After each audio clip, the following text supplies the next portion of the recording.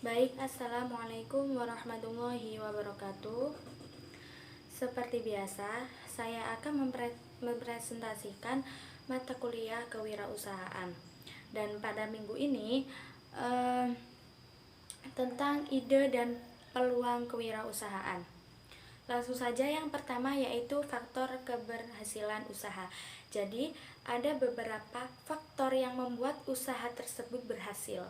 Yang pertama, kemauan keras dan tekad yang kuat. Itu sudah jelas ya. Jika kita memiliki cita-cita yang tinggi, pasti kita mempunyai tekad serta niat yang kuat. Sebuah bisnis akan susah dijalankan ketika orang yang menjalankan usaha memiliki tekad, semangat, dan kemauan keras. Tentu ya, jika kita memiliki sebuah cita-cita, ingin mewujudkan cita-cita tersebut, maka kita pasti memiliki tekad, semangat, niat yang sangat kuat. Selanjutnya, memiliki modal yang cukup. Tidak hanya tekad yang keras, tidak hanya kuat, tidak hanya niat, tapi juga memiliki modal yang cukup. Meskipun telah memiliki semangat dan tekad, Anda juga perlu memiliki modal untuk menjalankan dan mengembangkan bisnis. Bagaimana jika udah punya tekad, udah punya niat, tapi kita tidak memiliki usaha? Itu sama saja ya. Yang terpenting adalah kita mempunyai tekad yang kuat, serta pekerja keras, semangat, niat, serta modal yang cukup. Selanjutnya, tahu persis akan target pasar. Pastikan Anda juga tahu siapa yang menjadi target pasar Anda. Maksudnya, jika dalam usaha kita harus tahu kita harus mencapai sampai mana, kita target orang-orang itu seperti apa, kita harus memahami itu ya. Pelayanan yang baik itu tentu saja. Sebuah usaha yang siap berkembang adalah usaha yang memiliki pelayanan yang baik. Itu tentu ya, walaupun toko kita besar, walaupun kita memiliki modal yang cukup, walaupun tekad kita sangat tinggi, tapi jika kita tidak memiliki pelayanan yang baik, tidak ramah, tidak jujur, tidak bertanggung jawab, itu sama saja. Selanjutnya, networking yang luas. Apa itu networking? Jaringan yang luas agar bisnis kita itu semakin dikenal banyak orang, baik di lingkungan hingga mendunia. Jadi selain pelayanan yang baik dan lain-lain, kita juga harus mempunyai networking yang luas, mempunyai jaringan yang luas, yang terutama yaitu adalah pengalaman kalau menurut saya. Jadi kan kalau kita banyak teman, kita banyak kenalan, kita mempunyai networking yang luas, jadi usaha kita akan semakin dikenal oleh masyarakat, dikenal orang lain, bahkan seluruh dunia. Pemasaran yang efektif. Pemasaran yang baik dan efektif juga memengaruhi kesuksesan sebuah bisnis. Tentu ya, jika kita tidak memiliki pemasaran yang efektif, maka orang lain, kita tidak akan bisa menarik orang lain untuk bersimpati kepada bisnis kita. Inovasi dan kreativitas tinggi, tentu itu jelas ya, karena kalau orang yang ingin berusaha tidak punya inovasi ataupun kreativitas yang tinggi, itu sama saja. Karena menurut saya yang penting adalah itu, kita mempunyai skill dulu, kita mempunyai kreatifan dulu dan inovasi, lalu kita mencari modal hingga niat kita yang kuat begitu. 2. Faktor penghambat usaha.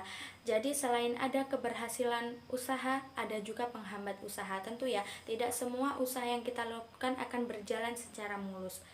Itulah kehidupan. Yang pertama yaitu mempunyai visi dan misi yang jelas. Sebuah bisnis haruslah memiliki visi dan misi yang jelas.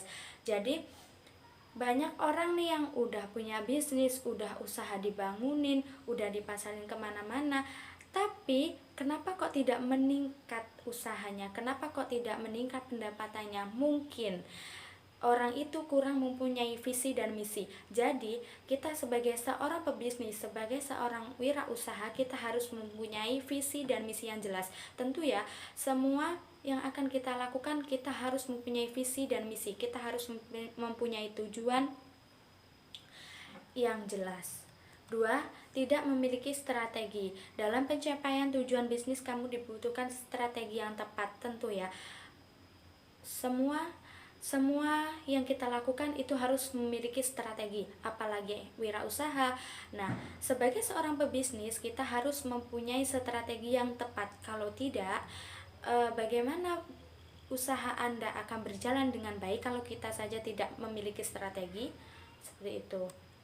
3. Tidak memiliki teknologi, ya jelas ya, karena seorang wirausaha itu harus tetap mengikuti perkembangan teknologi. Jika kita tidak mengikuti perkembangannya, maka kita akan segitu-gitu aja gitu, usaha kita akan sampai segitu saja. Tidak mempunyai sasaran yang jelas, ya itu ya. Maksudnya sasaran itu ya seperti saya bicarakan di atas, yaitu target pasar. 5. Tidak memahami kebutuhan pelanggan. Nah, ini yang paling penting. Pelanggan merupakan sebuah objek yang membawa bisnis kamu ke tangga sukses. Iya ya, tentu. Dalam sebuah bisnis, kita tentu harus memahami kebutuhan pelanggan. Maksudnya,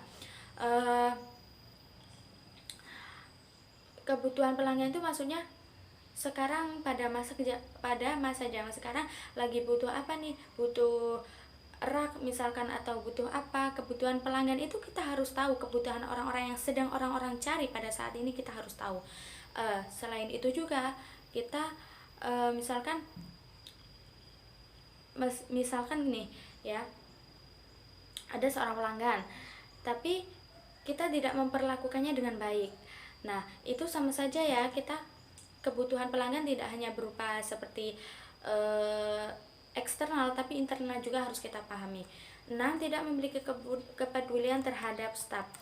Nah, jangan menganggap orang yang bekerja dengan Anda adalah pembantu, tapi anggaplah orang yang bekerja dengan Anda yaitu seorang partner atau seseorang yang membantu mewujudkan impian Anda. Perlakukan staf selayaknya partner kerja. Nah, keberadaan mereka memiliki peran yang sangat penting dalam bisnis kamu. Nah, jika kamu menganggap staf sebagai pembantu yang kamu suruh seenaknya, kita tidak akan kemungkinan untuk berhasil sebuah bisnis itu sangat kecil. Karena bagaimana jika kita memperlakukan partner kerja kita saja seenaknya? Orang kan jadi mikirnya, ih malas saya lah bisnis sama kamu memperlakukan saya saja seperti itu kan. Kita manusiawi ya seperti itu ya. Selanjutnya, manajemen bisnis yang buruk. Tidak sedikit bisnis harus berakhir dikarenakan sistem manajemen yang buruk. Ketidakmampuan dalam memanage bisnis ini merupakan hal yang sangat fatal.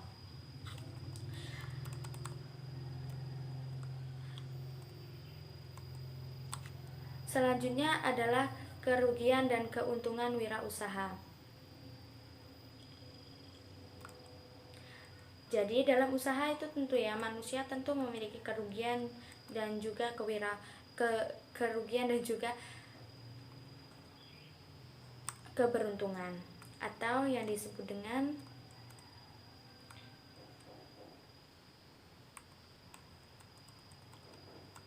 keuntungan dan kerugian wirausaha. Otonomi daerah dengan pengelolaan yang bebas dan tidak terikat membuat usaha menjadi seorang bos yang penuh kepuasan. Tantangan awal dan perasaan motif berprestasi, peluang untuk mengembangkan konsep usaha yang dapat menghasilkan keuntungan sangat memotivasi wirausaha. Jadi, apa sih keuntungan seorang wirausaha itu? Pertama, otonomi dengan pengelolaan yang bebas. Jadi kita bebas ya, mau kita kelola seperti apa bisnis kita, karena itu adalah bisnis mandiri kita. Maksudnya bisnis pribadi kita.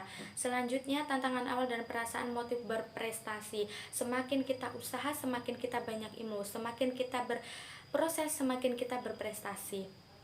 Waktu menjadi lebih banyak, maksudnya adalah dengan menjadi wirausaha Anda dapat memiliki waktu yang fleksibel, tidak terikat. Beda ya kalau seorang kerja di perusahaan, maksudnya di PT bukan usaha sendiri, itu rata-rata mereka akan memiliki waktu yang lebih sedikit. Karena apa? Karena mereka dituntut oleh manajer mereka. Nah, jadi kalau kita memiliki usaha sendiri, seorang wirausaha, Anda akan memiliki waktu yang fleksibel, tidak terikat. Berbeda dengan jam kantor atau seperti jam kerja yang biasa orang-orang pengusaha begitu. Menghasilkan pendapatan pribadi itu tentu ya, karena itu bisnis, maksudnya jika kita membangun bisnis sendiri gitu loh, memiliki usaha sendiri, tentu juga akan menghasilkan pendapatan sendiri. Membuka kesempatan lapangan kerja baru.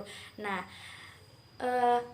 keuntungan bagi seorang wirausaha selain yang saya sebutkan tadi, yaitu membuka kesempatan lapangan kerja baru.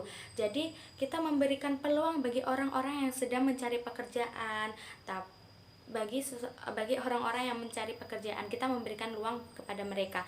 Nah, selain itu juga angka pengangguran orang-orang itu semakin berkurang. Karena apa? Karena kita telah menyiapkan lapang kerja baru begitu. Memperluas rekan atau networking seperti yang saya bicarakan di atas. Kita harus memiliki networking ya, memperluas pertemanan, memperluas komunikasi bersama orang lain. Dengan begitu, semakin kita baik, semakin kita dikenal baik, semakin bisnis kita dikenal oleh teman kita, masyarakat, orang lain, maka semoga saja usaha kita semakin dikenal ke seluruh dunia.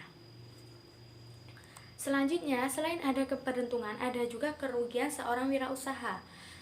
Pertama, pengorbanan personal. Pada awalnya wirausaha harus bekerja dengan waktu yang lama dan sibuk. Memang, pada awalnya seorang wirausaha yang ingin mendirikan usaha sendiri itu pasti pada awalnya harus bekerja sendiri, harus bekerja keras sendiri, waktu yang lama dan sibuk. Untuk apa waktu yang lama itu? Untuk mewujudkan pekerjaan kita, untuk mewujudkan cita-cita kita, agar kita bisa membuka lapang kerja baru, agar kita bisa memperluas networking seperti tadi. Selanjutnya, beban tanggung jawab. Ya tentu ya, karena setiap usaha, setiap apapun, semua usaha itu pasti memiliki tanggung jawab, memiliki kerugian seperti itu ya. Kecilnya margin keuntungan dan kemungkinan gagal ya, karena pertama ya itulah kalau menurut saya, percaya diri begitu. Percaya diri, kreatif dan inovatif. Tanggung jawab dan resiko yang dihadapi sangatlah besar, itu tentu ya, karena pada awal materi dulu sudah dibicarakan bahwa seorang wirausaha pada hatinya harus tertanamkan tanggung jawab dan resiko. Karena resiko itu tidak hanya resiko yang eksternal ya, seperti akan bangkrut perusahaan tapi kita harus juga menerima resiko saat kita dibicarakan orang-orang lain. Beban pikiran yang berat, tentu wajar apabila resiko dan permasalahan yang muncul dalam bisnis yang dijalani menjadikan timbulnya beban pikiran yang sangat berat, tentu karena itu adalah usaha kita. Seorang wirausaha, bukan wirausaha apapun, jika kita ingin melakukan sesuatu, kita ingin mewujudkan sesuatu, kita harus mau menerima resikonya ya. Sebelum kita mendapat kesuksesan, maka kita harus mendapat kesusahan terlebih dahulu. Begitu yang dapat saya sampaikan. Apabila awal hingga akhir Anda kurang paham atau sahabat-sahabat terdapat kata-kata saya yang kurang indah didengar, saya mohon maaf yang sebanyak-banyaknya. Akhirul kalam, wassalamualaikum warahmatullahi wabarakatuh.